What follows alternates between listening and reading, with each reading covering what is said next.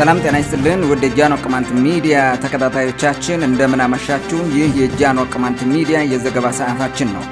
በዛሬው የዘገባ ሰዓታችን በጦር ግንባር እየደረሱ ያሉትን ሽንፈቶች የሚዘግቡ ሚዲያዎችን የሚሰማ ሰው ጁንታ ብለን እናጠፋዋለን መባሉን፣ የሱዳን መንግስት በኢትዮጵያ ጠረፍ አካባቢ ያለው የሐምዳይት የስደተኞች መቀበያ ማዕከል እንዲነሳ ለረድኤት ድርጅቶች ትዕዛዝ መስጠቱን፣ በተለያዩ ግንባሮች ከፍተኛ ሽንፈት እየተጎነጨ የሚገኘው የብልጽግና ሰራዊት ውጊያ መቀጠሉን እና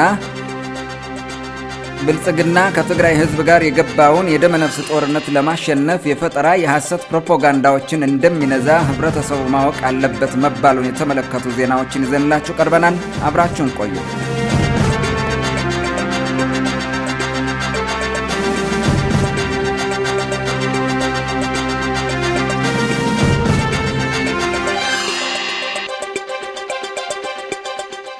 በጦር ግንባር እየደረሱ ያሉትን ሽንፈቶች የሚዘግቡ ሚዲያዎችን የሚሰማን ሰው ጁንታ ብለን እናጠፋዋለን መባሉ ተነገረ። በቅማንት ምድር ከህዝብ ጋር ተጣልተው ህዝብን በማሰቃየት የብልጽግና ትልልቅ ካድሬዎችን ለማስደሰት ብቻ በቅማንት ወረዳዎች የተሾሙ ትንንሽ ካድሬዎች ህብረተሰቡን እያሸበሩት መሆናቸው ታውቋል። ሰሞኑን ገበሬዎችን እየሰበሰቡ እያንዳንዱ አባውራ አንድ ልጅ በማውጣት መከላከያውን ማጠናከር አለበት በማለት እያስፈራሩ መሆናቸው ተሰምቷል። በዚህ ጉዳይ ዝርዝር አለን፣ እንደሚከተለው ይቀርባል። በመላው የአማራ ክልል እየተደረገ ያለው የጦርነት ቅስቀሳ ሙሉ ለሙሉ ህዝባዊ ተቀባይነት እያጣ ነው ተባለም። ህዝቡ በገፍ ወደ ትግራይ ጦርነት እንዲዘምት እየቀሰቀሰ ያለው የአማራ ክልል ብልጽግናም ቅማንቱም ሂዶ እንዲዋጋለት ያደረገው ሙከራ በማህበረሰቡ ዘንድ ውድቅ መደረጉ ታውቋል። ትላንት ነሐሴ 29 ቀን 2014 ዓ.ም የሊያርማጮ ብልጽግና የበርካታ ቀበሌ አርሶ አደሮችን ሰብስቦ ህዝቡ አቅሙ በፈቀደውና በሚችለው ሁሉ በጦርነቱ እንዲሳተፍ የጠየቀ ሲሆን ጥያቄው በመድረኩ ተሳታፊዎች ዘንድ ሙሉ ለሙሉ ተቀባይነት ማጣቱም ተሰምቷል። መንግስት በጠራው ልክ መድረኩ የተሟላ አልነበረም ያሉን ለጃኖ ቅማንት ሚዲያ መረጃ የሰጡ የውይይቱ ተሳታፊዎች አመራሩ ልጅ ያለው ወደ ጦር ግንባር ከመላክ ጀምሮ በምግብ በትጥቅና በገንዘብ መደገፍ አለበት በማለት ትዕዛዝ መስጠቱን ገልጸዋል። የመረጃ ምንጮቻችን አክለውም ከትግራይ ወራሪ ኃይል ጎን ለጎን የጁንታው ሌላው ክንፍ የሆነውንና ህዝብ ወደ ጦር ግንባር እንዳይዘምት ስራ እየሰራ ያለውን የቅማንት ኮሚቴ ለመደምሰስና ምሽጉን ለማፍረስ እንዲሁም ኮሚቴውን የሚደግፉ አካላት ላይ እርምጃ ለመውሰድ ማንኛውም የጦር መሳሪያ ያለው ሰው እንዲዘምት መባሉን ተናግረዋል። መንግስት ያለውን ተቀብሎ የማይተገብርና የሚቃወም ከወያኔ ተለይቶ አይታይም መባሉን የገለጹት የመረጃ ምንጮቻችን በተለይም ስለ ትግራይ ድል የሚዘግቡ ሚዲያዎችን ማዳመጥ፣ ቆስለው ሆስፒታል ስለገቡ መከላከያዎች ማውራት፣ በማህበራዊ ሚዲያ የሚሰራጩ መረጃዎችን ሰምቶ በአንድ ላይ መወያየትና ተሰብስቦ መቀመጥ መከልከሉንና ይህን አዋጅ ተላልፎ የተገኘ እርምጃ ይወሰድበታል መባሉንም ለጃኖ ቅማንት ሚዲያ ገልጸዋል። በመንግስት ንግግር የተበሳጨው ህዝብም ወደ ትግራይ አንዘምትም፣ ልጆቻችንም አሳልፈን አንሰጥም፣ ገንዘባችንም አናዋጣም፣ እንዲያውም ባለፈው ዓመት በህልውና ዘመቻ ስም በየቀበሌው በኃይል የሰበሰባችሁትን እህል ደብቃችሁ አክርማችሁ መልሳችሁ ለኛ ሽጣችሁልናል፣ ኦዲት እንዲደረግልን እንፈልጋለን ማለቱ ሰምቷል። መንግስት ህግ ለማስከበር በሚል ሰበብ በቅማንት ኮሚቴና በቤተሰቦቻቸው ላይ እያደረገ ያለው ዘመቻም ተገቢ ያለመሆኑን የተቃወሙት የውይይቱ ተሳታፊዎች ሌባ ወይም የግል ጥቅሙን የሚያሳድድ ወንበዴ ካልሆነ በስተቀር ህዝብ ያልመረጠው ኮሚቴ የለም ማለታቸውም ተነግሯል። በ2013 ዓ.ም ለህልውና ድጋፍ ከገበሬው የተሰበሰበውን እህል ለመሸጥ የወረዳው አመራር ማስታወቂያ አውጥቶ እንደነበርም አይዘነጋም። በተያያዘ ዜና የጭልጋና የሊያርማጭ ወረዳ አመራሮች ጸረ ሽምቁ ከህዝቡ ጋር ቆርጦ እንዲጣላ ስራ እየሰሩ መሆኑን የውስጥ ምንጮች መረጃ አውጥተዋል። የሁለቱም ወረዳ አመራሮች ባገኙት አጋጣሚ ሁሉም ጸረ ሽምቆች ከቅማንት ኮሚቴ ጋር ቆርጠው መጣላት አለባቸው በሚል የቅማንት ኮሚቴ ህወሓት አሸንፎ ከመጣ ያጠፋናል፣ ስለዚህ ካሁኑ ኮሚቴውን ማጥፋት አለብን እያሉ ጥላቻ እየዘሩ መሆኑ ታውቋል። እኛ የተደራጀነው የህዝባችን ሰላምና አካባቢያችን ልንጠብቅ እንጂ ህዝቡ ከመረጣቸው የቅማንት ነጻነት ታጋዮችና ከትግራይ ህዝብ ጋር ልንዋጋ አይደለም ያሉ በርካታ የጸጥታ አባላት ስራውን እየጣሉ ወደ መጡበት እየተመለሱ መሆኑም ተሰምቷል። በዚህ ጉዳይ ተጨማሪ መረጃ የሰጡን ሌላው ምንጫችን መንግስት የወረዳ ጸረ ሽምቆችን ወደ ምዕራብ ትግራይ ለማዝመት እቅድ መያዙን መረጃ የደረሳቸው 11 የሊያርማጮ ወረዳ ጸረ ሽምቅ አባላት አንፈልግም ብለው ትተው መውጣታቸውንና 6ቱን መንግስት አሳዶ እንዳሰራቸው ተናግሯል።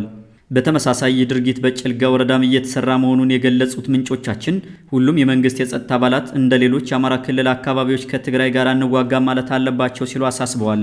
የመረጃ ምንጮቻችን አክለውም ጭልጋ ወረዳ ይከልና ሊያርማጮ ትክል ድንጋይ ከተማን ጨምሮ አርባባ፣ ወለቃ፣ ሸምበቂት፣ ጎንደርና ቆስቋም የሚኖሩ የቅማንት ተወላጅ ወጣቶችን መንግስት አፍሶ ወደ ጦርነት ለማስገባት በእነዚህ አካባቢዎች ትኩረት አድርጎ እየሰራ ስለሆነ ጥንቃቄ ማድረግ አለባቸው ሲሉ አስጠንቅቀዋል።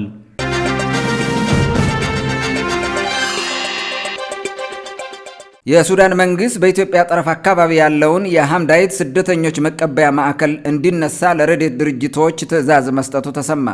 የሱዳን መንግስት የሐምዳይት ስደተኞች መቀበያ ማዕከል እንዲዛወር ያዘዘው በአካባቢው የኢትዮ ሱዳን ድንበር ውጊያዎች እየተባባሱ መምጣታቸውን ተከትሎ ለስደተኞችና ረድኤት ድርጅቶች ደህንነት በማሰብ መሆኑን ሱዳን ትሪቢዩን ዘግቧል።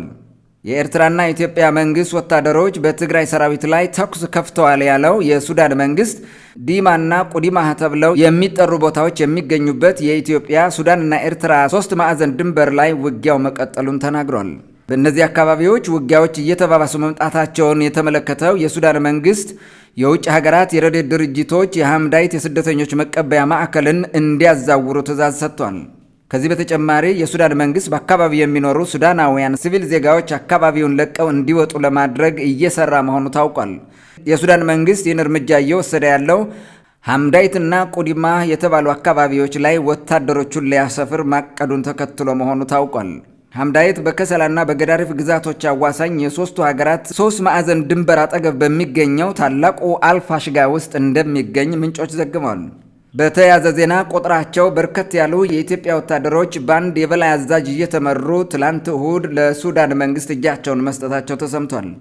ጉዳዩን እየዘገቡ ያሉት ሚዲያዎች እንደሚሉት ከሆነ ከውጊያ መስክ ሸሽተው ወደ ሱዳን የገቡ ወታደሮች ቁጥራቸው 200 ገደማ ሲሆን የለበሱት ዩኒፎርምም የብልጽግና መንግስት ወታደሮች ዩኒፎርም መሆኑ ታውቋል።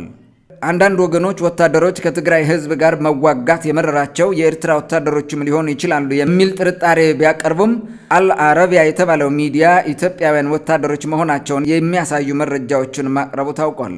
የተለያዩ ዓለም አቀፍ ሚዲያዎች በምዕራብ ትግራይ የሚደረገው ጦርነት እጅግ እየተባባሰ መሄዱን በተለይም በሶስቱ ሀገራት ድንበር አካባቢ በአዲ ጎሹና በአዲ ጸጸር አካባቢዎች የመረሩ ውጊያዎች ለበርካታ ቀናት መቀጠላቸውን እየዘገቡ ይገኛሉ።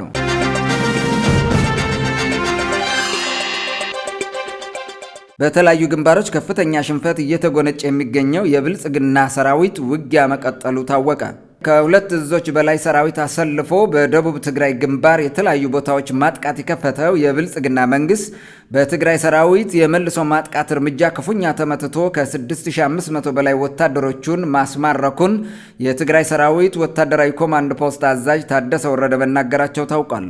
ምርኮኞች ከቆቦና አላማጣ አካባቢ ተነስተው በእግር በመጓዝ ትላንት ነሐሴ 28 ቀን 2014 ዓ.ም ምርኮኛ በመቀበል ወደምትታወቀው የትግራይ ክልል መዲና መቀሌ መግባታቸው ታውቋል። የተለያዩ የትግራይ ሚዲያዎች እየዘገቡት እንዳለው ከሆነ የብልጽግና መንግስት ባላማጣና ቆቦ ግንባር አሰልፎት የነበረው የ2 እዝ ትጥቅ ሙሉ በሙሉ በሚባል ደረጃ ለትግራይ ሰራዊት ማስረከቡ ተረጋግጧል። በዚህ ግንባር ከፍተኛ ማዕረግ ያላቸው የክፍለ ጦር አዛዦች ሳይቀሩ ሙትና ምርኮኛ መሆናቸው የተረጋገጠ ሲሆን ወደፊት በመገስገስ ላይ ያለውን የትግራይን ሰራዊት ለማስቆም በሚል 2 ክፍለ ጦር ኮማንዶ ሰራዊት አሰልፎ ጎብዬና አካባቢው ላይ ጸረ ማጥቃት ቢያካሄድም በትግራይ ሰራዊት 2 ክፍለ ጦር ሙሉ ኮማንዶዎች መደምሰሳቸው ተሰምቷል። በዚህ ግንባር የብልጽግና መንግስት ያለ የሌለ ሰራዊቱን እየለቃቀመ እስከዛሬ ድረስ እየተዋጋ መሆኑን ከግንባሩ የሚወጡ መረጃዎች አመላክተዋል። በግንባሩ የትግራይ ሰራዊት ከወልዲያ ወደ ጭፍራ የሚወስደውን መንገድ እንደተቆጣጠረም ተሰምቷል። ቁርስ ሰቆጣ፣ ምሳ ሳምረ፣ እራት መቀሌ በሚል ታላቅ ጉጉት 2 እዞችንና አያሌ የክልል ታጣቂዎችን አሰማርቶ በሰቆጣ ግንባር የከፈተው ማጥቃትም በብዙ ኪሳራ ታጅበው ወደ ሽንፈት ጎዳና እየገሰገሰ መሆኑን ከሰቆጣ ያገኘናቸው መረጃዎች ያሳያሉ።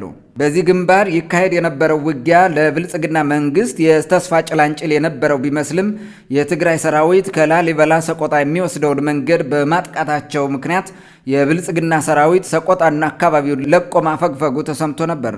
ይሁን እንጂ ዛሬ ከአካባቢው የሚወጡ መረጃዎች እንደሚያመላክቱት ከሆነ ሰቆጣ ከተማንና አካባቢውን መልሼ ለመቆጣጠር በሚል ከፍተኛ ውጊያ መክፈቱ ተሰምቷል። በሰቆጣ ግንባር የብልጽግና መንግስት በተለያዩ የገጠር ቀበሌዎች ላይ በሚያካሄደው የአየር ጥቃት አያሌ የንጹሐን የአገው ተወላጆች ላይ ከባድ ጉዳት እያደረሰ መሆኑ ተሰምቷል። የብልጽግና መንግስት ከኤርትራ መንግስት ጋር በምዕራብ ትግራይ በኩል እያካሄደ ያለው ጦርነትም ቢሆን ለብልጽግና መንግስት ከኪሳራ ያለፈ ትርጉም ያለው ድል አለማምጣቱን ግንባሩን ኤርትራ ሆነው እየመሩት ያሉት ጄኔራል አበባው ታደሰ ለአብይ አህመድ ሪፖርት ማድረጋቸው ተሰምቷል። በዚህ ግንባር ውጊያ ላይ የቆሰሉ ወታደሮች የሁመራን የጎንደርንና ባህር ዳር ሆስፒታሎችን ማጥለቅለቃቸውን የተናገሩ የመረጃ ምንጮቻችን የቁስለኛው ቁጥር ከልክ ያለፈ በመሆኑ ወደ አዲስ አበባ በአውሮፕላን መላክ ግድ መሆኑን ገልጸዋል። የብልጽግና መንግስት ይህን ሁኔታ ህዝቡ እንዳያውቅ ለማድረግ የሆስፒታል አስተዳደሮችን ማስጠንቀቁን ከጎንደር ዩኒቨርሲቲ ሆስፒታል የተገኙ መረጃዎች ጠቁመዋል።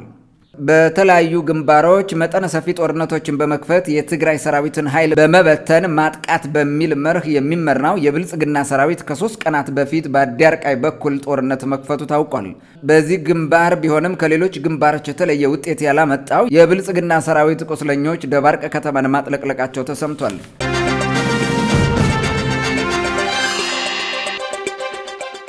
ብልጽግና ከትግራይ ህዝብ ጋር የገባውን የደመነፍስ ጦርነት ለማሸነፍ የፈጠራ የሐሰት ፕሮፓጋንዳዎችን እንደሚነዛ ህብረተሰቡ ማወቅ አለበት ተባለ።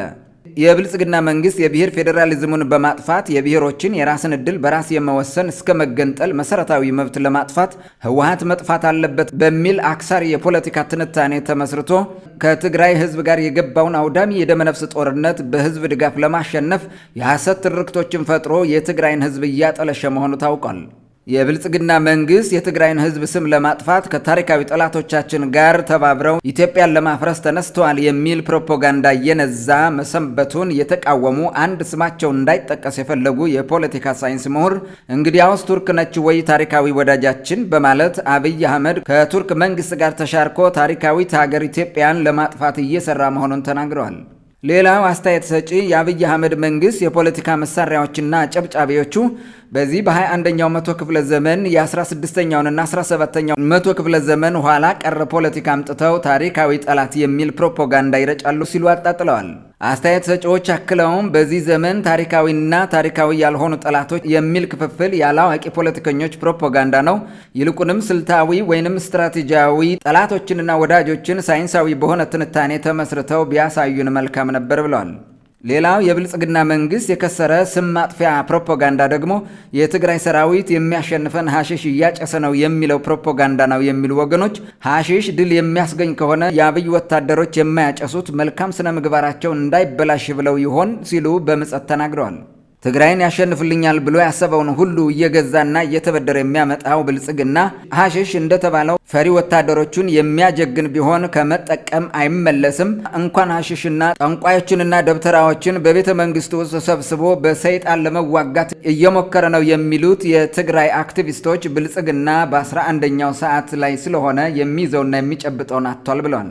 ጁንታው የሚያሸንፈን በህዝብ ማዕበል ነው የሚለው የብልጽግና መንግስት የእናት የመቀነት አደናቀፈኝ ፕሮፓጋንዳ ሌላው የስም ማጥፊያ ዘመቻ ነው የሚሉ አካላት ብልጽግና በአንድ ግንባር 6500 ወታደሮችን የሚያስማርከው የህዝብ ማዕበል ሳይጠቀም ቀርቶ ነው ወይ ሲሉ ቀልደዋል።